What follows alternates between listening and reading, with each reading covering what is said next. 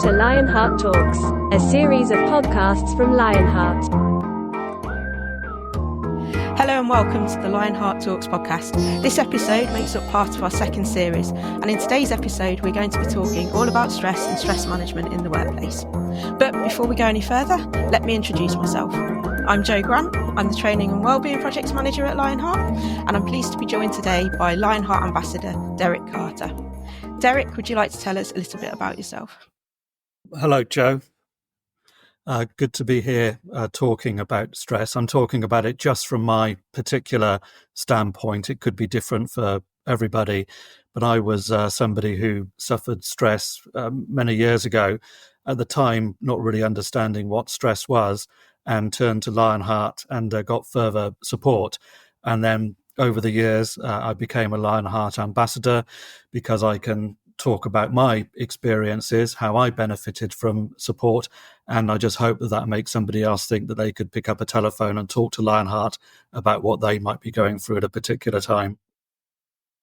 Thanks, Derek. I know from feedback we've received from other sessions how important ambassadors sharing their experience is for people listening in or reading if they're struggling and they're not really sure where to turn to for help. So stress is a topic I know Derek is really passionate about, as he's just mentioned, due to his own experiences. And we'll go into those a little bit more shortly. But stress is also something that we receive a lot of calls about. So we're going to also spend some time today chatting about the signs of stress, managing stress, and how LionHeart can help you if you're struggling to deal with stress. So let's jump into this, Derek. I know we've talked before about your experience, but maybe you can start to share some of your experiences for our listeners. Yes, Jo, I'll give an outline of what I went through. It can be different for everyone, but I think a large part of it is just a realization that something isn't right with yourself. And then it's trying to determine exactly what that is. And you're often feeling that something's not right, but you also believe you're in a position that you can't do anything about it, that you might not want to be able to. Maybe you can't move job, maybe you have financial commitments, etc. There might be other things happening in life, and all these things can be causing stress. You think that stress is something that you should be able to deal with. It's part of grown-up life, etc. But as I found out, it does have a particular medical impact on you, and that's why it's important to address it and to manage it. And from my experience, I was working in a company that was more financial rather than having a property knowledge. So there was a feeling that things should be delivered timely. Obviously, you're trying to deliver things that you aren't in control of. So that creates a pressure on you. And I think whenever you feel a pressure in your job, we all have that at different times, but different types of pressure can cause that different feelings of stress within you. And it can really be identified partly for me. It was that Sunday evening of not being able to enjoy it because you're going back into work, etc., and you're feeling that that's going to spoil your evening, etc., and you aren't really looking forward to it. So what do you do about that? Because you know something is wrong, but somehow you have to get in and get on and do that job. There's many different signs of stress, and people will experience stress in different ways. Sometimes it might be a physical sign, sometimes it might be psychological, emotional behaviours. Different people, as we've said, can be affected differently. Do you want to go into a little bit of the sort of signs that you found yourself experiencing?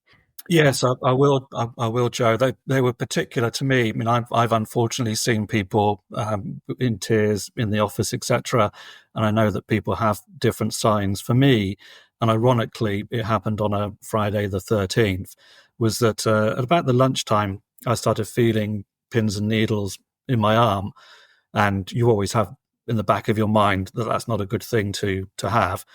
During the rest of the afternoon, it continued, the evening it continued, etc. So I'm not someone who turns to hospitals or doctors, but I thought that as we associate the sort of feelings in the arm with heart issues, etc., that I should really go and to A&E and have it checked out. So I went into A&E. They immediately put me in a bed because of where my blood pressure was. I hadn't had a heart attack or any heart issue. So the next morning I was discharged. And then it came down to working out what exactly was wrong with me. So they completed a CT scan, and that showed that there were no particular medical issues. I then had to do all the health checks of running, etc., and being monitored. And again, luckily for me, they couldn't find anything wrong. So after a couple of weeks, I went back to work and resumed what was normal life for me. On that first day back, I realized that something wasn't wrong, and immediately arranged another GP appointment. And it was when I was seeing that GP and she was going through the stress results that she said to me, "Do you think you suffer from stress?" And that really was the openings of a floodgate for me in terms of being able to say, yes, this is what is going on in my life. All these things are building up around me. And she said, well, stress does cause physical issues, exactly what you've been going through. And I never realized that. And that is why I was keen to become an ambassador, to say that it's not just a question of feeling high blood pressure or tears, etc. It has physical effects on you, which do have to be addressed, because in the short, medium, and long term, they're going to be of absolutely no good to you at all. And you can't live with high blood pressure through this type of stress, and you really need to get it addressed. So the doctor signed me off with the fit note, etc., for a couple of weeks, monitoring blood pressure, etc. And then it was really the events of what happened when I was signed off that initially made me contact LionHeart. Okay. So initially it was what we all sort of see as quite severe or worrying physical signs with the pins and needles in the arm. That, I guess, initial thought is there something wrong with my heart? What's happening to me? It wasn't necessarily anything emotional or psychological. It was those physical signs. And even at that point, you didn't necessarily recognize that stress could have been causing them straight away. That's right. It took about 3 weeks to realize it was stress. If someone had asked me the first time I appeared, then I'm sure the floodgates would have opened. But it took from going through all the tests to work out that there was nothing wrong with me, luckily, to someone actually asking that caused that issue that I said, yes, it is stress. Wow. And how did that feel at that time to suddenly go, well, it felt like a great release that I finally knew what it was. Obviously, I had the good knowledge that medically I was all right. And then, well, I was in a position where I couldn't really address things immediately in terms of changing jobs, and I had my financial obligations, etc. So you know that something's not right, but what on earth can you do about it? And again, that's why I turned to LionHeart, knowing that something wasn't right, but knowing that I needed further advice and support to work out what exactly wasn't right, whether I was being reasonable or unreasonable, and really what I should be doing next. Yeah. So we'll go into in a little bit more detail in a moment, different ways that perhaps LionHeart helped you and how LionHeart can help other people that are struggling with stress. But I wanted to think a little bit more about the symptoms and the signs of stress at the moment. Once you'd got asked that question by your GP, once you'd been asked, do you think you're stressed? Were there other signs then that you perhaps had ignored, or other things that came to the front of your mind that made you think, oh, hang on, these perhaps linked together? Were there other things you'd perhaps dismissed initially?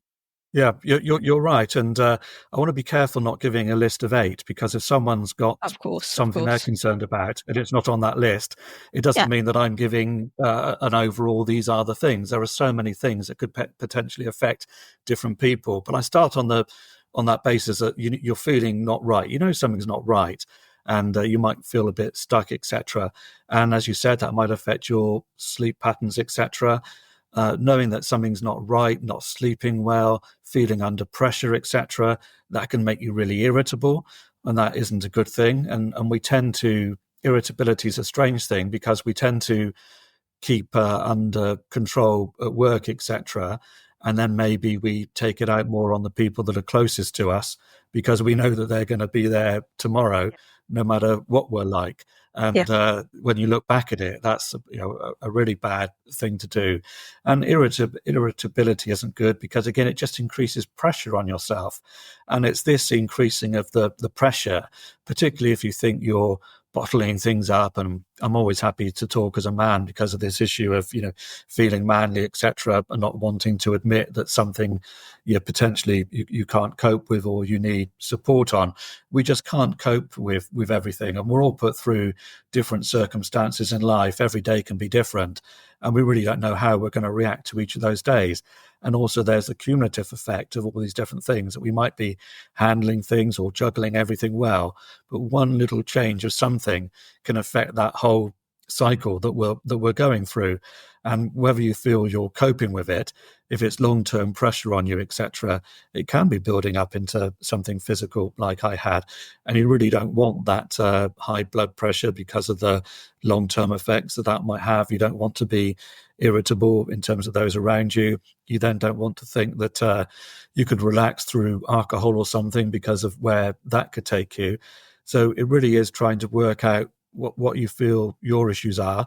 You might not be able to get out of that circle immediately, but how can you get the support and how can you start addressing the issues?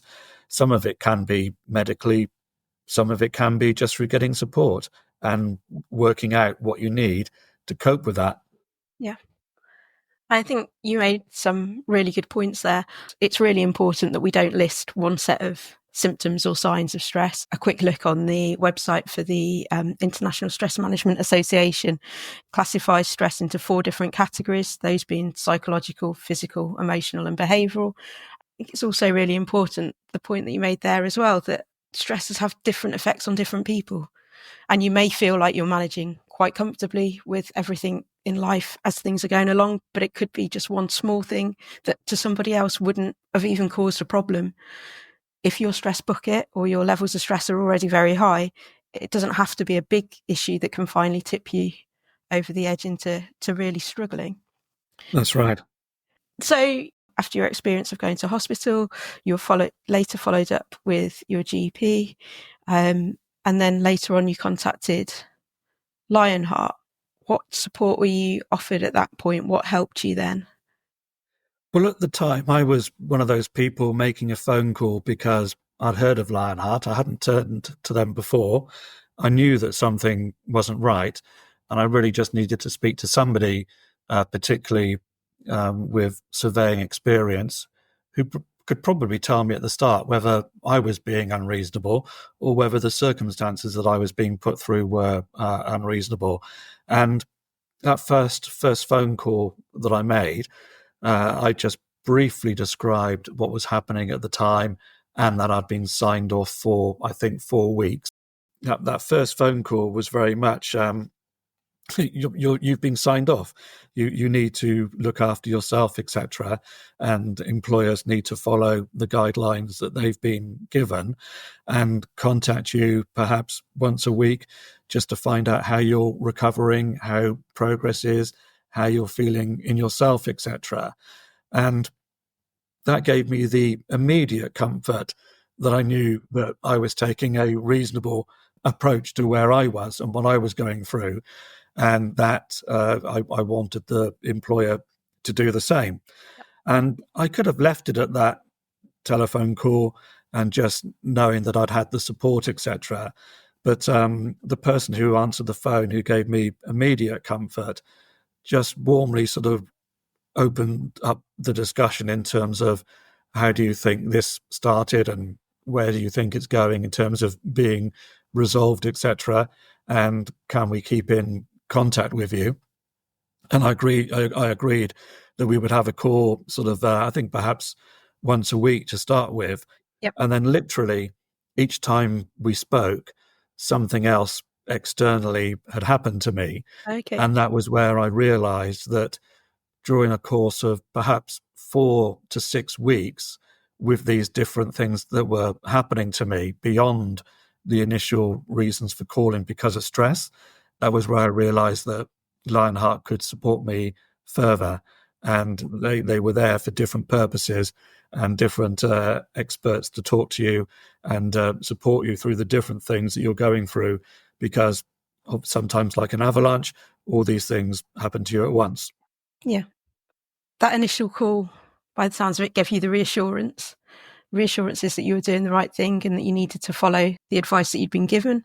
But then they were followed up with additional support, which is really important. So at that point, did you start to learn some tools and some techniques for managing stress yourself, or?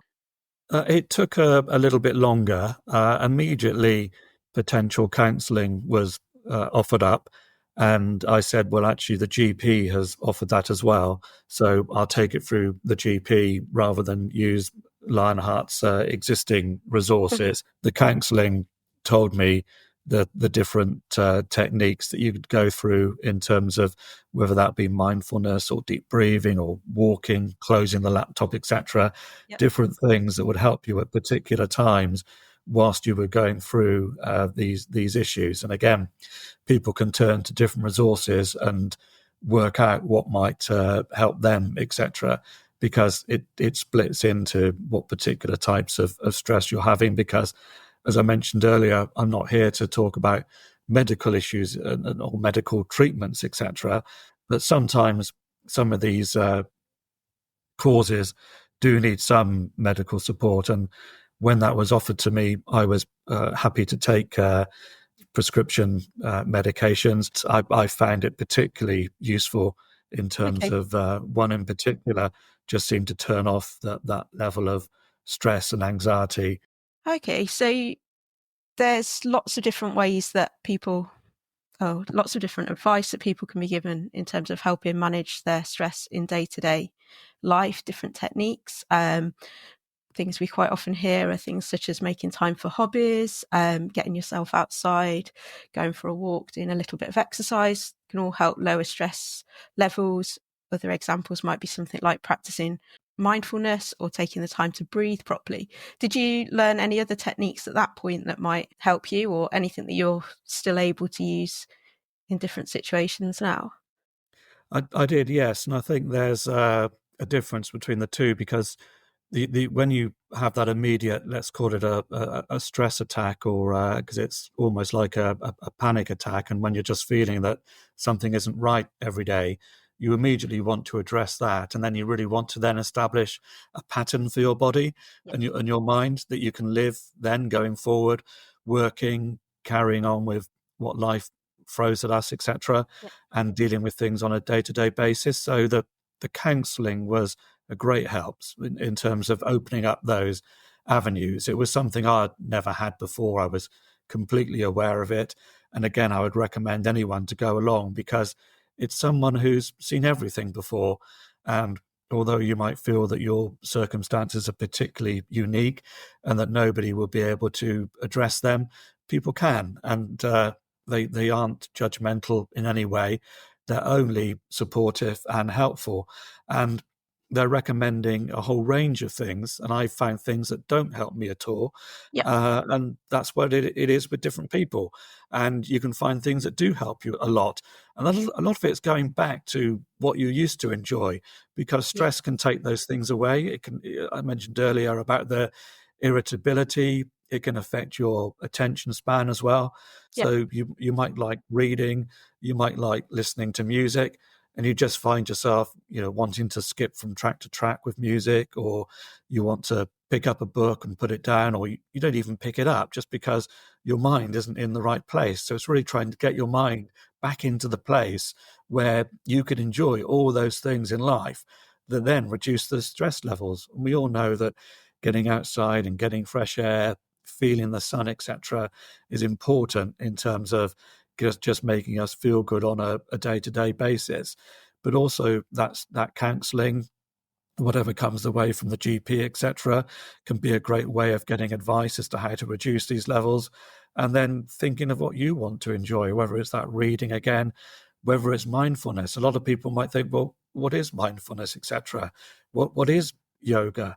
What is this sort of turning everything off so that I can just concentrate on myself, etc.? And there are plenty of links on LionHeart, YouTube, etc., that show you different ideas, different suggestions, etc. Now, at the start of them, you might not feel like them because mindfulness and that relaxing, with the immediate stress attack that you're under, you don't feel like doing that. But once you're getting towards being in a better place, then those long-term aids stop you getting back to where you were in the first place. And I know that so many people can be stuck in a position that they don't think they can get out of. And I used to think to myself, I just can't get out of this position, so I'm going to have to put up with the stress because I need to meet my financial obligations, etc. I just need to sort of get on with things. Things do change. You might not feel it at the time, but they do, and you have to support yourself during that time when you think that things won't get any better.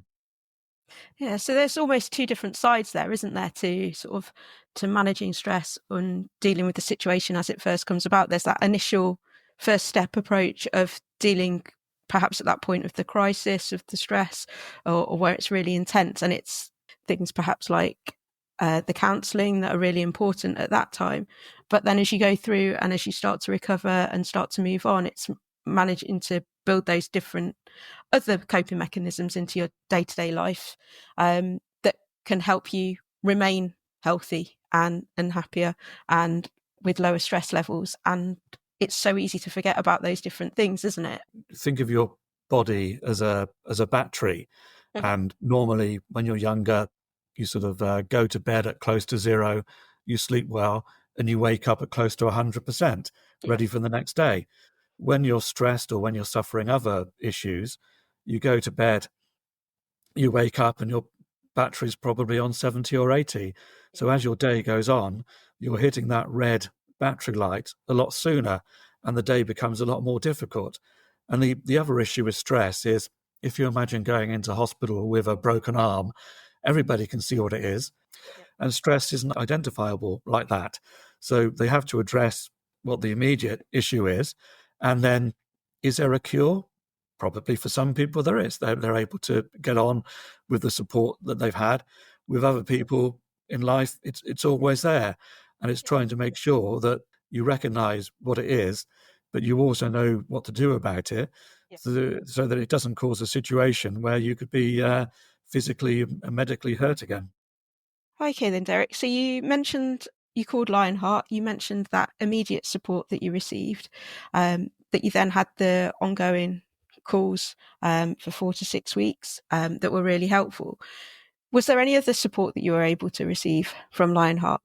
There was, and it was so important, even just from knowing that someone was going to call back in a week's time and we were going to have a talk. And what happened to me, it was those situations where you think, well, this plot's getting a bit ridiculous now, and you aren't quite sure what's going to happen next.